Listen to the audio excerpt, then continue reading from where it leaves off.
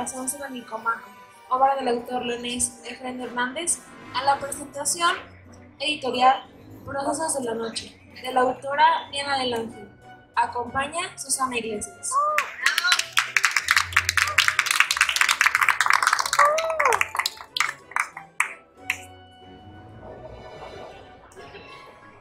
Bueno, pues muchas gracias por venir. Les cuento rápidamente de qué va Procesos de la Noche, que bueno, está aquí enfrente también.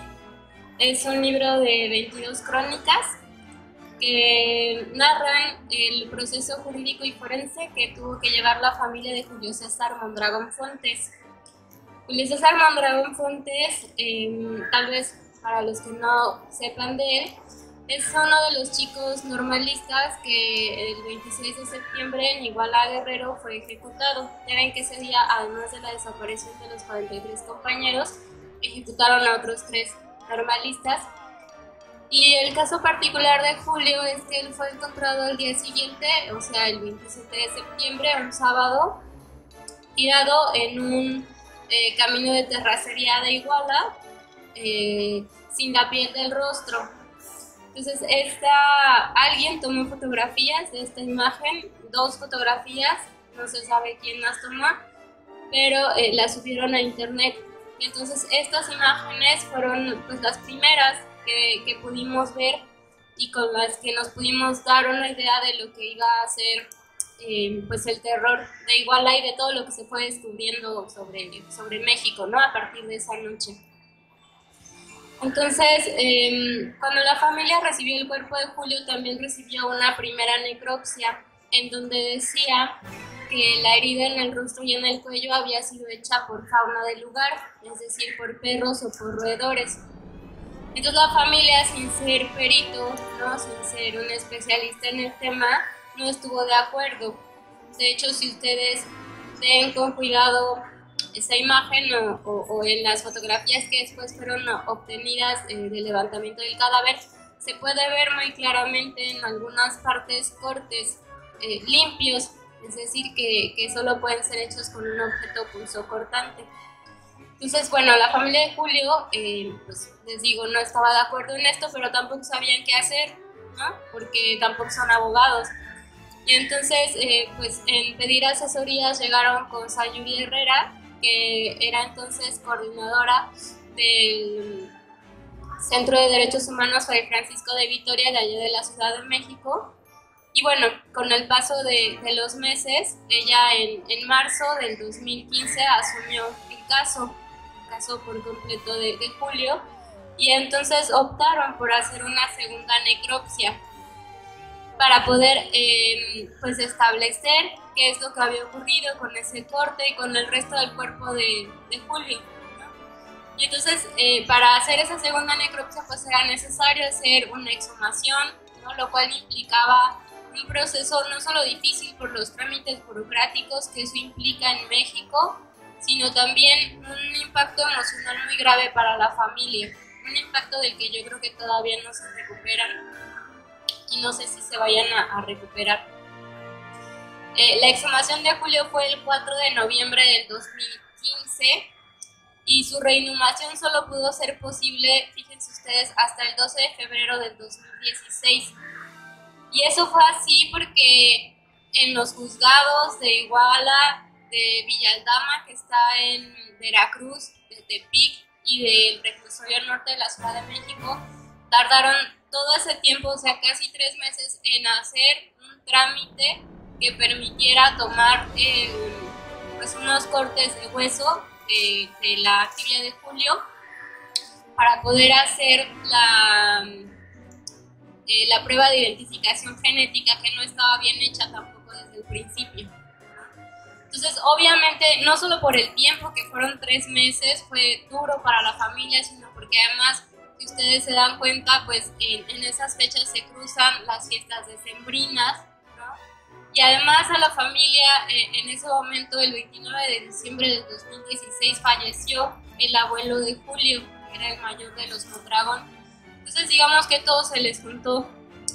Y bueno, cuando pudieron hacer este corte y demás, pues se reinhumó a Julio César y hasta el 31 de mayo fue cuando se pudieron tener ya todos los resultados de la segunda necropsia, en donde se podía documentar la tortura. Por el tiempo que llevaba ya el cuerpo enterrado, o sea, más de un año, cuando se exhumó, ya tenía un poquito más de un año de haber sido sepultado, pues digamos que el cuerpo, a pesar de que había sido embalsamado, ya había pues pasado un proceso natural en donde el tejido blando, ¿no?, de los cuerpos se va deshaciendo. Entonces fue muy difícil poder establecer científicamente, que era lo que les interesaba a los peritos del equipo argentino de antropología forense, cómo había sido ese corte en el cuello para no especular. Entonces eso ya no lo pudieron hacer. Lo que sí pudieron hacer fue documentar la tortura que sufrió Julio César, y entonces, bueno, para que se den una idea, ellos documentaron 64 fracturas en su cuerpo, ¿no? Documentaron que de las 12 costillas que tenemos en el frente, 10 de sus costillas estaban rotas en distintos niveles, ¿no? Entonces lo que ellos nos decían es que esas pruebas ya son suficientes para hablar de tortura y de una ejecución extrajudicial, ¿no? Porque decían, para generar ese tipo de fracturas es necesario que el cuerpo esté pues contra una superficie, ya sea una pared o el piso, y que solo esté recibiendo golpes no solo de una persona, sino de varias. Entonces a Julio lo mataron los golpes, y eso pues era algo que no estaba documentado. Pues bueno, estas 22 crónicas dan cuenta de todo ese proceso. O sea, lo que ahora les cuento y que parece tan sencillo como decir, pues hay que exhumarlo, hacer las pruebas, reinhumarlo, pues tardó desde el 4 de noviembre, aunque los trámites empezaron a hacer desde marzo del 2015 y terminaron en mayo del 2016. En todo ese camino, obviamente, la familia se enfrentó a mucha violencia burocrática, que es algo que no se ha trabajado tanto en México, de lo que no estamos tan conscientes, ¿no? A comentarios revictimizantes de parte de los funcionarios, que en lugar de hacer su trabajo para para dar justicia, pues solo revictimizan a las personas. Bueno, pues de eso van estas 22 crónicas, y hay una segunda parte del libro que se llama Rostros, que están intercalados entre estas 22 crónicas, y que lo que hacen, son fragmentos de entrevistas que recabé entre los familiares y amigos de Julio, un poco para redignificar su memoria, y un poco con la idea de que la única manera de conocer a Julio era a través de las personas que lo habían conocido. Entonces, a través de estos testimonios, pues uno se da cuenta de cómo era Julio, con sus defectos, con sus virtudes, ¿no?, con lo que esperaba de la vida, con lo que quería de la vida. Y la idea es que al leerlos, nosotros nos damos cuenta de que era una persona como cualquiera de nosotros. Y bueno, pues eso es a grandes rasgos este libro. Pues gracias, agradezco la invitación a la feria, honrada de estar contigo, también y honrada de estar aquí con ustedes. Este es un tema muy delicado, y aunque vamos a conversar del libro, yo también quiero hablar de otras cosas contigo. Me gustaría saber cuál fue tu proceso, que me contaras acerca de la residencia en Oaxaca que te permitió trabajar en este libro. Y bueno, no sé si te gustaría hablar de eso con el público, que yo creo que el libro es muy interesante. Ya no queremos hablarles tanto de lo que contiene, porque la idea es que lo compren y lo lean ahora mismo cuando acabe esta conversación. Me gustaría hablar de tus procesos, Diana. ¿Cómo fue tu proceso y cómo fue la residencia? Sí. Bueno, pues cuando pasó lo de Ayotzinapa, igual que mucha gente, pues estaba muy conmovida. Pero en ese momento yo no pensaba hacer ningún libro, ¿no?, sobre alguno de los temas, pues, porque es un tema muy complicado. Más bien la cuestión es que está Sayuri Herrera, que es la abogada del caso, es una amiga mía de hace muchísimos años, Y cuando ella tomó el caso me dijo, bueno, pues me pidió que la acompañara algunas veces, ¿no? Y a partir de eso, pues me fui involucrando, ¿no? En la historia, también porque de parte de la familia de Julio había como cierta, o sea, como que decían, ah, pues si tú escribes, ¿por qué no escribes algo? ¿No? Es como cierta demanda. Y yo dije, bueno, y entonces lo que mejor me salió en ese momento fueron las crónicas, ¿no?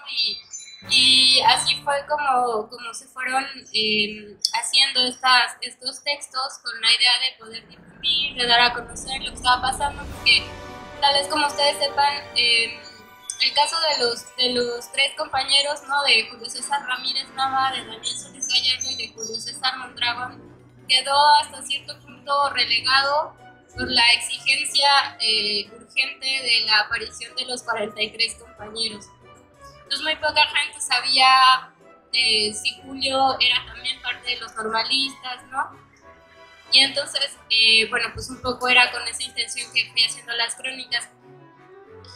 Y más bien cuando vi lo de la residencia Oaxaca, que es una, pues sí, un concurso para poder ir a escribir, a acabar un libro en Oaxaca, yo dije, bueno, pues voy a ver qué tengo.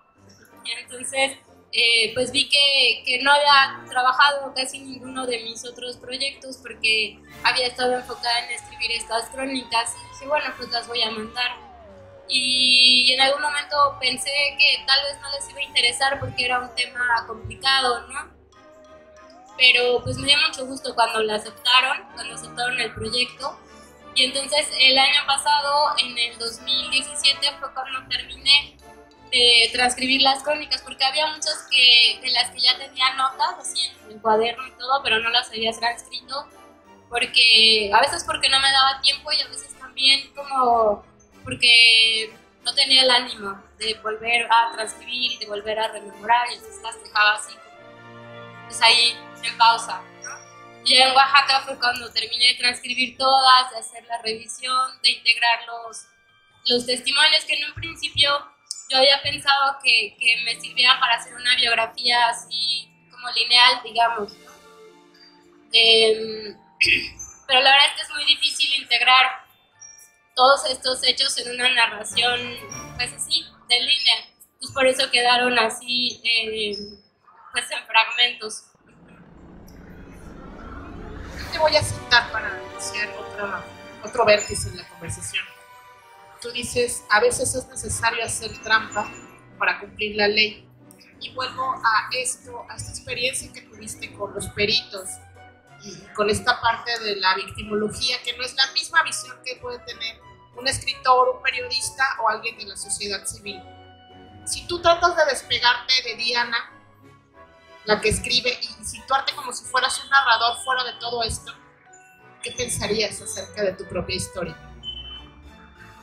Bueno, esa frase no la dije yo, la dijo el que es el encargado de la Comisión Ejecutiva de Atención a Víctimas, cuando le proponía a Marisa que dijera que ella era de Guerrero y que se había tenido que venir a vivir acá para facilitarle una ayuda de vivienda, ¿no? Y entonces Marisa le dijo, bueno, pero es que yo soy de Tlaxcala y siempre he vivido allá y solo llevo 2 años en la Ciudad de México, ¿no? Y entonces fue cuando dijo eso, es que a veces hay que hacer trampas, ¿no? para hacer cumplir la ley. Y bueno, pues sí, eso fue como uno de los momentos más increíbles, ¿no? O cuando el encargado de derechos humanos de la PGR nos dijo, bueno, no se preocupe, licenciada, existe la justicia divina, ¿no? O diciéndonos que no nos preocupáramos de que pues, no hubiera justicia aquí, que había justicia divina. Y así, o sea, ahora sí que tiro por viaje uno se encontraba de este tipo de frases, ¿no? Entonces, o sea, cuando las veo a la distancia, a veces como que me enoja otra vez, a veces también me da risa como de este humor negro para poder sobrellevar las cosas.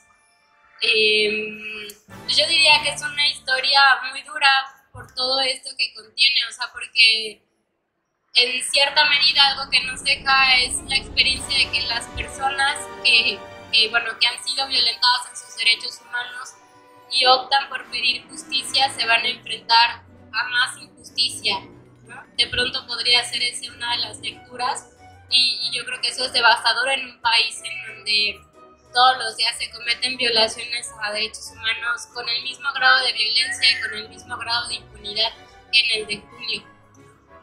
Es muy tétrico. Pues tengo otra pregunta para ti. ¿Dónde está Dios? Pues es difícil. No sé dónde está Dios. Aquí en la familia de Julio, particularmente su mamá es muy creyente, ¿no? Muy creyente, es una familia pues del Estado de México, de San Miguel de Comatlán, son pues muy católicos. Y entonces ella en el proceso de exhumación, de reinhumación, pidió que los acompañara un padre, ¿no? Entonces, acudimos con una sección de la Iglesia Católica en México que hace mucho trabajo comunitario, ¿no? Entonces el padre que nos acompañó pues lo hizo, yo creo que con mucho cariño, ¿no? Pero obviamente pues cuando te enfrentas a este tipo de cosas no sabes, ¿no? Realmente si Dios está ahí acompañando, dices, bueno, pues ojalá pudiera hacer algo más que acompañar, ¿no? A la familia y en general a todos los que estamos ahí, no sé. A pesar de eso, yo creo mucho en la importancia, pues, de hacer este tipo de procesos, o sea, en la valentía de la familia, ¿no? Y en eso que nos deja ver cómo personas que están pasando por una situación tan trágica tienen la fortaleza de ir construyendo su dignidad a partir de estas situaciones, ¿no? O sea, no sé si Dios, pero sí la dignidad, y eso, en eso creo más, ¿no? En la dignidad y en la fortaleza de esta familia y en general de todas las familias que se organizan y que van a buscar a sus desaparecidos o van a buscarlos en las fosas y demás. ¿Tienes algún desaparecido? Ninguno. ¿Qué viene para ti? ¿Qué estás escribiendo ahora? Me gustaría saber en qué estás. Si vas a seguir en la misma línea que ahora tienes.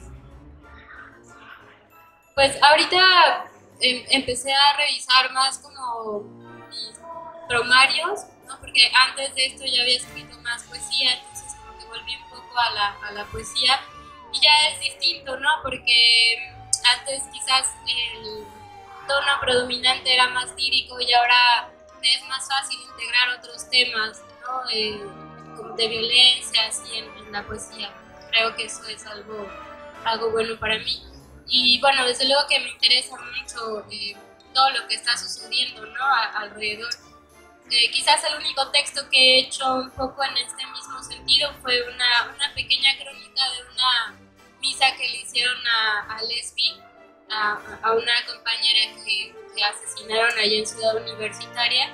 Y pues también su mamá es muy creyente y don Miguel Concha, que es el director del Centro de Derechos Humanos de Francisco de Vitoria, ofició una misa por ella y bueno, esa crónica la utilizaron en los mismos del Centro de Derechos Humanos para difundir un poquito el caso. Me gustaría saber también si tú en algún momento estuviste tentada a no escribir más este libro, o sea, volviendo a tu libro, si en algún momento sentiste miedo o te sentiste amenazada entre todos estos personajes, así de la burocracia, de la inexistencia de justicia en este país. Bueno, cuando yo iba a acompañar en las diligencias, pues no decía que estaba escribiendo un libro, porque tampoco sabía si iba a escribir un libro. Y entonces más bien siempre iba y yo decía que era ayudante de la abogada, ¿no? Así. Entonces, digamos, como amenazas así nunca hemos tenido, ¿no? O sea, ni yo, ni la abogada, ni los compañeros del colectivo. o sea, una amenaza así como las hay mucho en este país, ¿no? De un hombre que está siendo atacado por un arma, ¿no? De esas que hemos tenido. Y sin embargo sí hay como una amenaza que está en todo el sistema, ¿no? Que es la que te va impidiendo, pues, tener acceso a los documentos, ¿no? Obviamente, si yo fuera como periodista, ¿no? A decir, oiga, necesito una entrevista, pues no me la darían, ¿no? O no nos dejarían tomar fotografías, las que tomamos del juzgado con los expedientes ahí llenos de popo de pájaros, ¿no? Yo pienso que más bien sí tuve momentos muy duros pero era más como por la emoción de estar trabajando estos temas, ¿no? De estar leyendo informes sobre tortura en México, ¿no? Y en esos momentos sí sentía mucha dificultad, ¿no? Para poder poner todo eso en un párrafo que pudiera ser comprensible, que pudiera resultar preciso en cuanto a los datos y demás. Eso fue lo que sentí en varios momentos, ¿no? de la escritura. Que decíamos que no queríamos revelarle mucho el libro yo a todos ustedes, creo que sí sería maravilloso que pudieras leernos, ¿no? Nada mejor que cuando el autor está aquí y escucharlo en voz de la autora, ¿no? Sería algo grandioso. A lo mejor nos pueden ayudar. ¿Me puedes decir un número de página? Que se te ocurra un número. A partir del 10, ¿cuál? 58.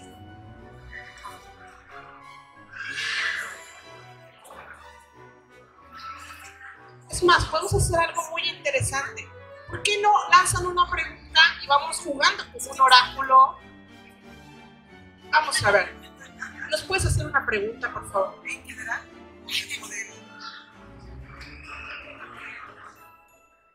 Vamos a responder con la 58. Con la 58. A mí me interesa saber cuál es la perspectiva de los jóvenes en México, la perspectiva actual de los jóvenes en México. A ver qué nos sale.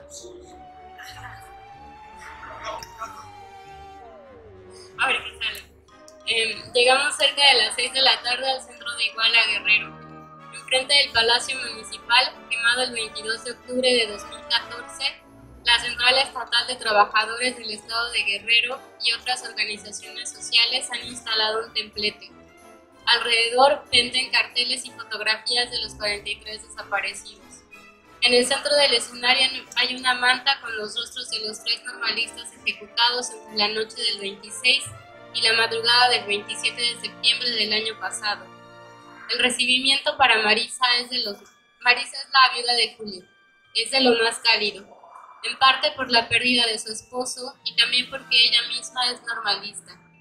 Muchos maestros se acercan para mostrarle su apoyo. Nos invitan a comer pozole y agua de tamarindo para que tomemos fuerzas antes de emprender la marcha. Comemos lo más rápido posible y sacamos la cruz que Marisa mandó hacer. Es de metal negro con adornos de color plata. La figura de Cristo está en el centro y sobre él hay una leyenda que dice: yo desde mi estrella los puedo mirar, denme sonrisas para descansar. Marisa nos dijo muy sonriente que a ella se le había ocurrido ese mensaje. Sin duda lo más hermoso de la cruz. Fuerte.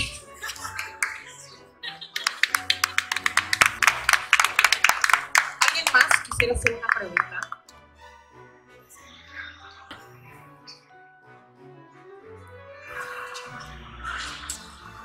Hola, mucho gusto. Mi nombre es Mara, soy egresada de criminología. ¿Y qué esperan los jóvenes como yo? Empatía hacia ti, mucha impotencia ante este tipo de situaciones que se ven. Y bueno, fuera de todo esto, me llama la atención cómo fue que se lograron coordinar con los peritos y si en algún momento pudieron contar con el apoyo o contacto del profesor Cárdenas, el pionero de la rehidratación en cadáveres aquí en México, porque bueno, me imagino de que pudo contribuir a toda esta parte para poder apreciar más las heridas y bueno, todo este proceso de necropsia. Bueno, el contacto con el equipo argentino de antropología forense estaba ya dado porque ellos ya tenían participación en el caso de los 43. Ellos ya habían participado en los exámenes del basurero de Cocula y demás. Entonces, digamos que era mucho más sencillo por trámites, ¿no? Continuar trabajando con ellos que buscar con otros peritos independientes, ¿no? En México también hay un equipo de peritos independientes que ha trabajado en varias exhumaciones de feminicidios sobre todo. Pero bueno, aquí la cuestión era que los peritos del EAF pues ya estaban, digamos, ligados al caso de los 43, al caso Ayotzinapa. Por eso fue que se hizo esa liga.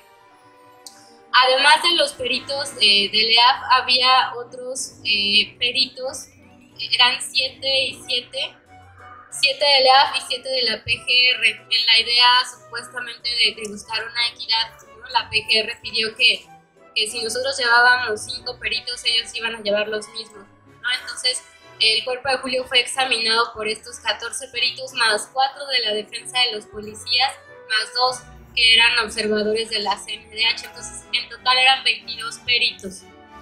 Fueron muchos peritos.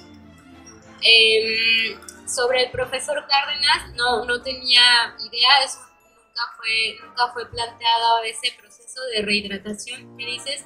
No sé si porque el cuerpo de Julio, te digo, ya tenía más de un año de haber estado enterrado y además como había sido sometido a un proceso de embalsamamiento, me imagino que eso podría haber afectado este proceso del que tú dices.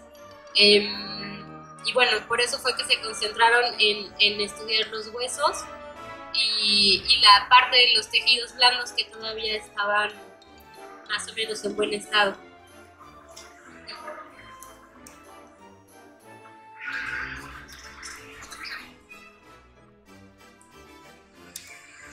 Hola Diana, una pregunta, ¿has tenido algún incidente por parte de las autoridades en cuestión de que no se difundan estas crónicas o algo por el estilo?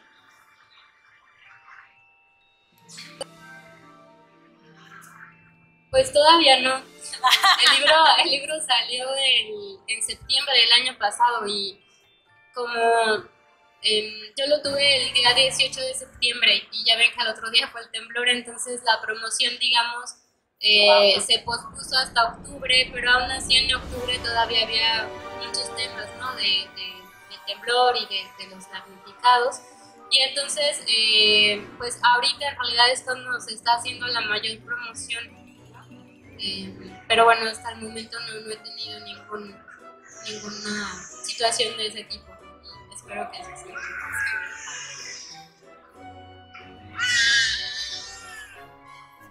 Hola Diana, yo no sabía que eras poeta que escribías poesía y mi pregunta va en relación a cómo concilias estos dos géneros y de alguna manera consideras que hay parte de tu poesía también en la crónica. Eso es un género que se presta a este tipo de intercambios, ¿no? Y sobre todo, bueno, yo esta parte que leíste era como muy informativa, ¿no? Pero me pregunto, yo no he leído el libro, me pregunto si de vez en cuando también, el mismo título, Procesos de la Noche, me parece un título súper poético, ¿no? No sé, en el libro abordas este temas de la poesía, tienes reticencias para hacerlo y que nos contaras. Bueno, pues sí, de hecho cuando la familia de Julio decía, ¿por qué no escribes algo? Pensaban como en un poema, ¿no? Porque me decían, ya hay un señor que va a hacer un corrido, ¿no? Entonces, para ellos era como algo, pues, compensatorio, tal vez, como, no compensatorio, pero se sentían bien de saber que Julio estaba siendo retomado de otra manera, ¿no? Y entonces, yo la verdad es que no supe, ¿no? Cómo entrarle con la poesía y dije, bueno, voy a hacer una crónica que me parecía que era mucho más, que era un género mucho más asequible, ¿no? Para dar cuenta de eso que estaba sucediendo. Y creo que hay pocos momentos, digamos, de lirismo en en el texto. O sea, creo que más bien en lo que sí me concentré mucho y que eso también intento hacerlo, y bueno, que también está en la poesía, es como en buscar la precisión de las palabras, ¿no? Y del lenguaje. O sea, eso sí, como mecanismo, pero eso está yo creo que en todos los géneros literarios, ¿no? Estar buscando la palabra exacta, ¿no? Para lo que vas a decir. Ahora que me lo preguntas, lo que sí hice fue poner epígrafes de poetas, ¿no?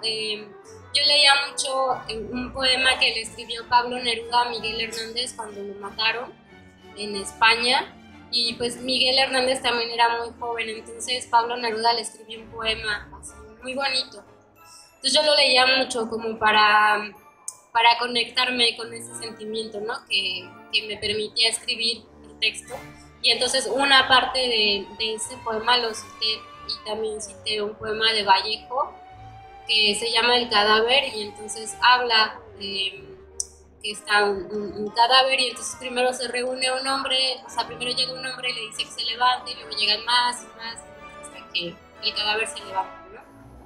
Hay un fragmento también de ese poema ahí. Y en cuanto al libro, pues al título del libro, pues Procesos de la Noche sí se refiere a estos procesos judiciales, ¿no? También a que muchas de los viajes o de las diligencias tenían que ser de noche o eran en la noche, y también pues a esa noche simbólica, ¿no? De la violencia, de la impunidad, de la injusticia, y también desde luego pues a la noche de igualdad, ¿no? O sea, como todo ese limbo de información que tenemos sobre lo que ocurrió en Iguala en general y en particular con Julio. Eso es como la idea. ¿Qué la motivó a escribir el libro? Pues es una pregunta compleja. Bueno, yo creo mucho en la necesidad de documentar, ¿no? Cuando digo documentar, quiero decir dejar un registro escrito de lo que está sucediendo, ¿no? Hay muchas maneras de documentar, ¿no? Se puede hacer con cine, con fotografía, y con la escritura, pues para mí es más sencillo porque ese es mi trabajo. Yo creo mucho en la posibilidad de que podamos construir una memoria histórica, no del dolor, sino de la resistencia. Entonces para mí es muy importante siempre decir que este libro, aunque habla mucho de la muerte, va hacia la vida, ¿no? Porque al final todos los actos que están ahí son actos de vida, ¿no? Es la familia de Julio intentando, más bien haciéndole frente a una situación mediante actos de vida. Entonces para mí es muy importante que esas historias no se pierdan. En particular pues la de Julio, que es de la que me tocó estar cerca. Es también tétrico pensar que historias como la de Julio y como la de su familia hay muchas en este país, pero no tenemos conocimiento de ellas porque nadie las documentó, ¿no? Porque se han perdido en el olvido. Y pues básicamente ese es mi motivo principal, que podamos tener una memoria histórica de esta resistencia, porque yo creo que solo eso nos va a permitir pues imaginarnos un futuro distinto, ¿no?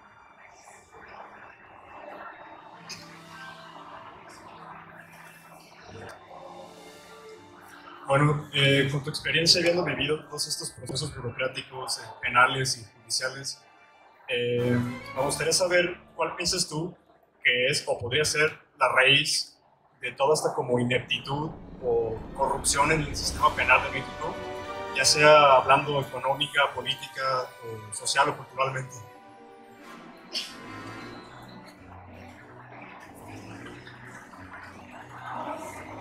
Híjole, pues es que yo creo que no hay una raíz sino un cúmulo de muchas cosas, ¿no? De pronto cuando nos topábamos con una situación en la que la secretaria de acuerdos hacía mal un documento, a veces decíamos, ¿lo estará haciendo por mala onda o solo porque es negligente?, ¿no? Entonces, eso por un lado, o sea, sí hay negligencia, no hay una poca formación en muchos sentidos, de las personas que están en los juzgados, pero también en el caso particular del juzgado de Iguala, es un juzgado que tiene muy pocos recursos. Cuando digo que tiene muy pocos recursos, quiero decir que ni siquiera tienen archiveros, o sea, no tienen dónde guardar los expedientes y por eso los tienen en el piso.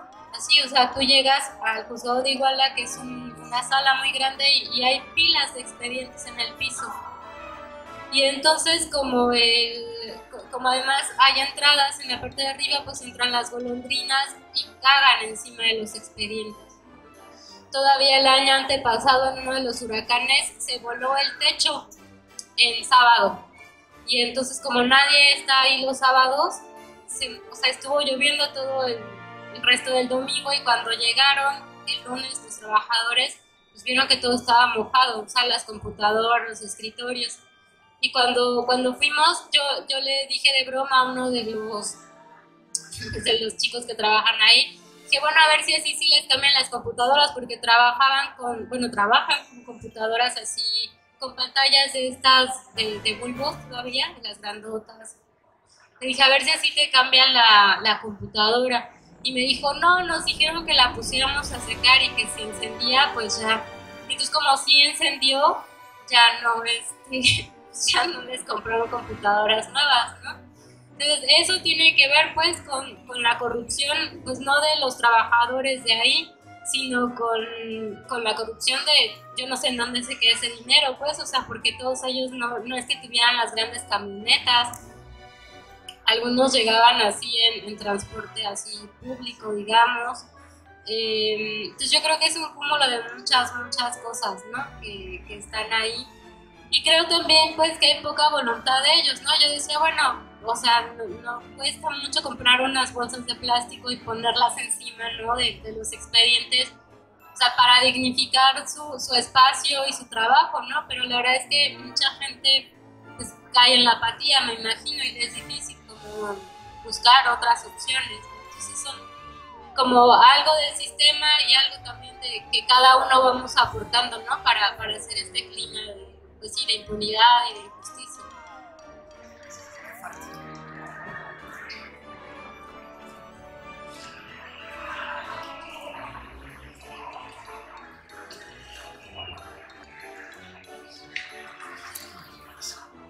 Hola, Diana, buenas tardes. Llevamos un buen rato hablando sobre todo aquello que no funciona, todos los efectos de la justicia en México. Este fue un proceso largo. Hubo otra cara de la moneda, o sea, hubo alguien dispuesto a cooperar, porque imagino que estamos en un sistema, en un país donde no todo está tan podrido. Entonces a mí se me hace difícil creer que todo fue verdaderamente aborrecible y que tal vez una persona estuvo dispuesta a cooperar, hubo momentos de empatía. ¿Puedes platicar?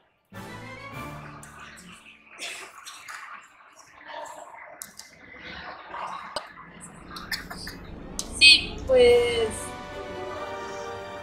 un caso que no me acuerdo dónde lo puse, pero hay un caso particular, el juez de Iguala, que es el encargado del caso, tenía como las dos caras, digamos. Por un lado, cuando le propusimos, bueno, cuando se le pidió hacer la exhumación y demás, estuvo de acuerdo, o sea, no puso ninguna traba, dijo sí, nada más que venga la viuda y que dé su consentimiento de voz y no hay ningún problema, ¿no? Entonces, esa primera parte de los trámites fue muy sencilla, ¿no? Y siempre no era, digamos, era una buena persona, digamos, no era ni pretencioso, ni nos trataba mal, trataba con cierto cuidado a Marisa, ¿no? Las veces que llegó ahí. Sí, no tenía mucho conocimiento de la Ley General de Víctimas, ni de los protocolos que tiene la ONU para exhumaciones, pero estaba, digamos, abierto, ¿no? O sea, permitió que Sayuri le presentara, ¿no? Estos documentos, o sea, estaba abierto.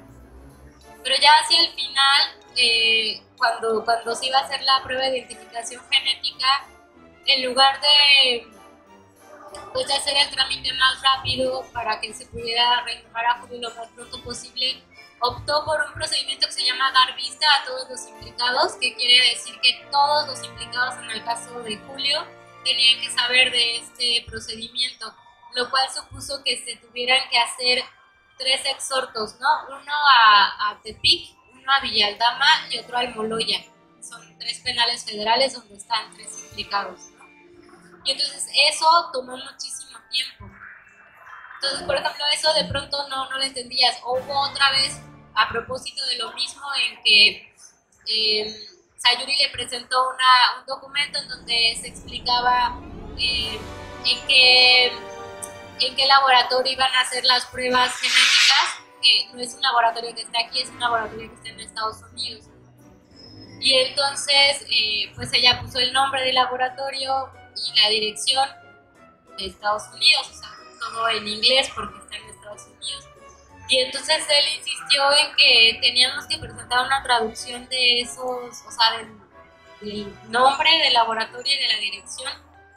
Y entonces yo le decía, es que eso no tiene sentido, ¿no? Pero bueno, o sea, lo hicimos, y eso implicó hacer otro documento. Y como el juzgado está en Iguala, pues había que ir a Iguala, regresar a México, hacer la traducción, volver a Iguala para dejarla. Entonces, digamos, son como justo, ¿no? Como las dos caras, ¿no? Siempre hay como sí, esa posibilidad de que haya gente, digamos, que tenga buenos gestos en algún momento y en otro no tanto, ¿no? Poniendo tu pregunta, yo sí quiero comentar algo. En la Comisión Ejecutiva de Atención a Víctimas, y tu libro lo menciona, existió un gesto muy noble por parte de los empleados, donde ellos cooperaron para comprar pañales y leche, botes de leche, para la viuda de Julio. Los peritos también son humanos, criminólogos y criminalistas mexicanos son humanos. A mí me avergüenza mucho, y voy a decir algo muy delicado, con temor de salir linchada de aquí, pero lo voy a decir porque es algo que creo, y yo tengo que decir lo que creo. Me molesta y me indigna que tengan que llamar a peritos argentinos, cuando aquí existen criminalistas y criminólogos y personas que están haciendo victimología de forma impecable. Ellos no son el problema es este aparato kafkiano de burocracia, del papelito, de quien se equivocó al hacer un folio. Ese es el problema. Y también el problema se llama el señor Ministerio Público. El problema no es la policía científica. No estoy diciendo que no haya personas en la policía científica que ya están tan llenos de basura, que no hacen bien su trabajo, pero yo he conocido personas justas y convencidas de verdad de hacer justicia, y peritos que con pocos elementos y que incluso ponen de su bolsa para comprar polvos para revelar las huellas, papel fotográfico, compran sus cámaras, invierten, arriesgan su vida, ¿sabes? Por un sueldo miserable. Y de pronto esto yo sí lo veo como un rasgo no humano, porque cuando a mí me dicen, es que quiero ver un rasgo de humanidad. No, a ver, la humanidad es detestable y por eso desollamos personas. Eso es lo humano. Más bien yo quiero ver un rasgo no humano, no quiero ver en estos peritos la nobleza de un perro, no debe ser así. Y yo también te iba a hacer una pregunta parecida a la que te hizo, pero distinta. Porque ¿dónde crees que está la raíz del mal y de lo torcido en la humanidad? Haciendo este libro que fue tan complejo, Diana, ¿dónde crees que esté? ¿En qué hemos fallado como especie? Bueno, un poco retomando lo que decía sobre los peritos, sí. Por ejemplo, los peritos de PGR yo los veía siempre tuvieron esa necesidad de decirle a la familia de Julio, nosotros también somos profesionales, ¿no? Un poco como, pues sí, sintiéndose mal, pues, porque los peritos argentinos no son argentinos, ¿no? Muchos vienen de Suiza, de Suecia, ¿no? O sea, tienen otra formación también, ¿no? Y tienen otras condiciones de trabajo, ¿no? En la PGJ de Guerrero, una vez, la primera vez que llegamos, nos encontramos pues así en la entrada. Yo pensé que era la recepcionista, y entonces le pregunté, oye, cualquier cosa, ¿no? Y entonces de pronto nos dijo, es que yo soy perito, ¿no? Y le dijimos, ¿pero de qué? No, pues, o sea, tengo que hacer levantamientos, tengo que hacer fotografías, o sea, tenía que hacer de todo. Y además estar ahí, pues, como orientando a las personas que llegáramos, ¿no? Entonces, obviamente sí tienen condiciones de trabajo diferentes, ¿no? Y eso tiene que ver, pues, con el sistema, ¿no? en el que estamos. Sobre dónde está la raíz. No sé si como especie, pero en México yo pienso que algo que sucede de pronto, que nos lleva a actos así de crueles como ejecutar de una manera así a un ser humano, tiene que ver, yo creo, con que hemos perdido la capacidad de ver que el otro no es otro, sino que es uno mismo, ¿no? O sea, hay mucha gente que desde luego puede no estar implicada en casos así, pero que cuando ve un caso así, como el caso de los 43, como el caso de Julio y muchos otros casos, ¿no? Dice, bueno, es que se lo ganaron porque andaban en malos pasos, ¿no? O sea, cuando yo digo es que se lo ganaron, pues la verdad es que ahí estoy aplicando, pues, esta pedagogía de la crueldad, ¿no? Que viene desde el Estado, yo creo. O sea, como en este sentimiento de que a otro ser humano le pase cosas así de terribles, pues yo también estoy normalizando, y no solo normalizando, ¿no? Sino permitiendo que eso ocurra. Entonces yo creo que es eso, que si hacemos el camino inverso y si nos damos cuenta de que estas personas, ¿no? Todas las personas que están allá afuera, ¿no? Y que mueren y que son asesinadas, ejecutadas, no son distintas de nosotros, ¿no? Son como nosotros. Pienso que sería distinto, pienso que es eso. Bien, si tuviéramos respeto por otras especies, de pronto nos preguntamos, ¿por qué una mujer golpea a sus hijos? Basta ver cómo tienen al perro encadenado en la azotea.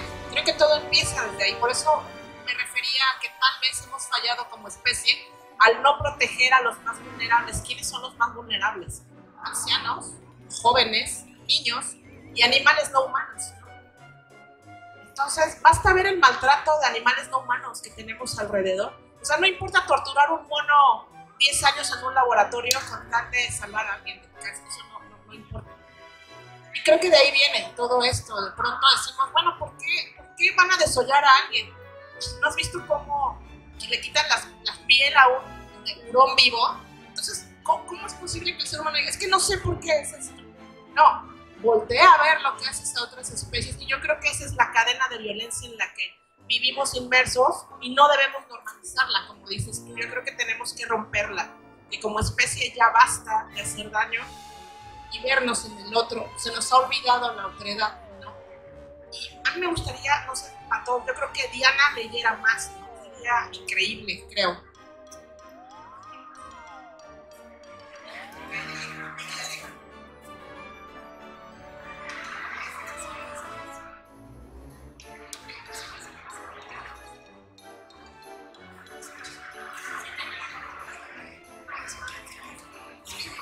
Voy a leer uno que siempre leo, que es el de la exhumación, el día de la exhumación de Julio. Es del 4 de noviembre de 2015, como les había dicho. Ya vamos a empezar, dice la jueza de Tenancingo, Verónica Contreras, que ha diligenciado la exhumación del cuerpo de Julio César Mondragón Fontes. Debajo de la carpa blanca, proporcionada por los peritos argentinos y montada una media hora antes, los rascadores comenzarán la labor de ir hacia el pasado, hasta la noche del 26 de septiembre de 2014. Lo primero es quitar la cruz de piedra, puesta apenas hace poco más de un mes con motivo del primer aniversario luctuoso de Julio César. Luego quitan la de metal, recuerdo de su mujer y de su viuda. Se oye el primer golpe de la pala contra la tierra. A partir de este momento solo se escuchará el golpeteo como música de fondo, interrumpida por la estridente voz de la jueza, que no escatima energías para asegurar su protagonismo en la diligencia. Luego de muchas idas y vueltas a Iguala, Tenancingo y Toluca, de escuchar con impavidez a Sagrario recomendar a Marisa que mejor tome su dinero y deje las cosas como están, porque en este país nunca hay justicia, Luego de que la abogada ha elaborado oficio tras oficio para no dejar cabos sueltos que puedan ser usados contra el caso, llegamos a este día.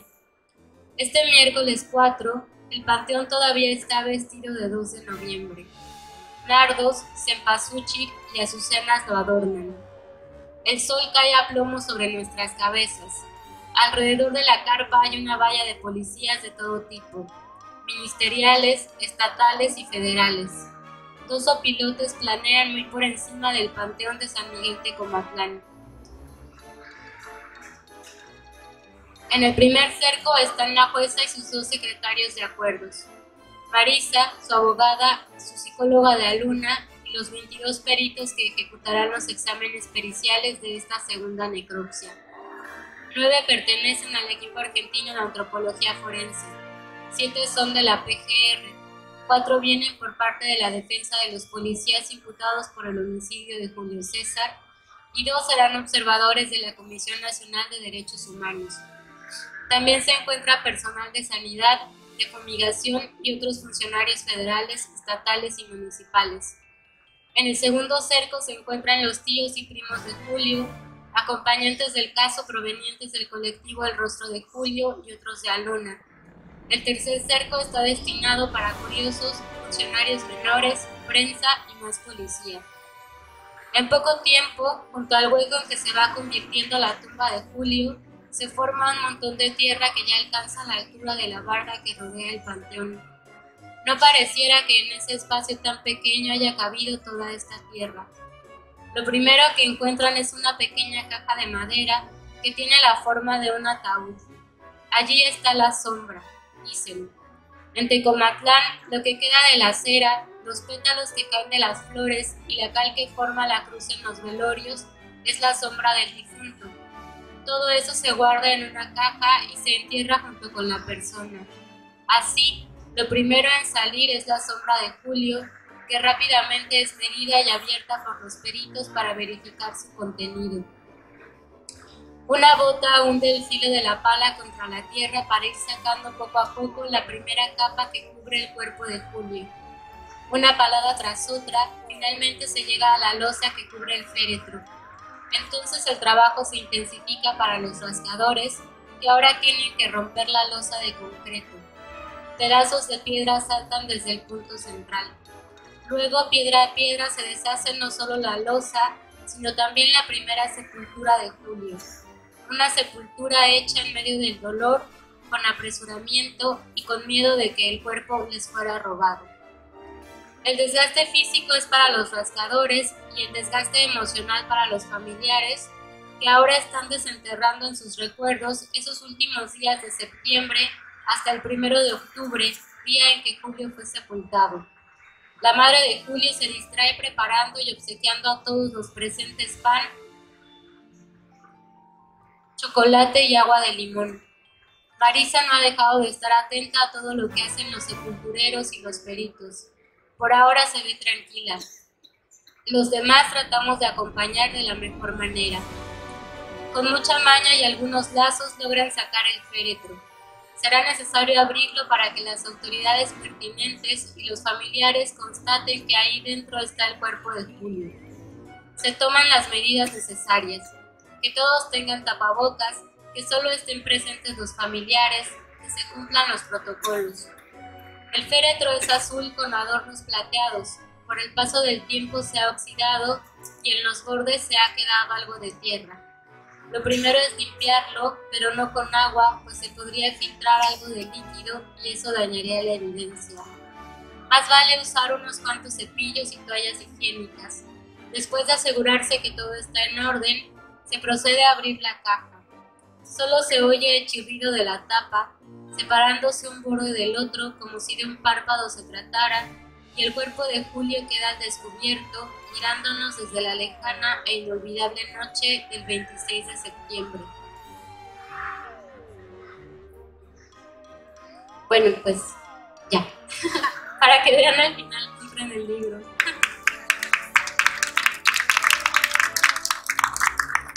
Gracias a todos. Y bueno, aquí está el libro, por favor, cómprenlo, no se lo pueden perder. Además, la edición es bellísima, ¿no? Almadía tiene ediciones muy bellas. cúmplenlo y bueno, se los firme la autora. Gracias a todos, de verdad.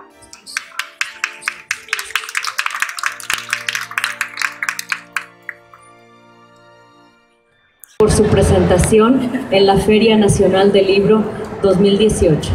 Gracias. Hasta luego.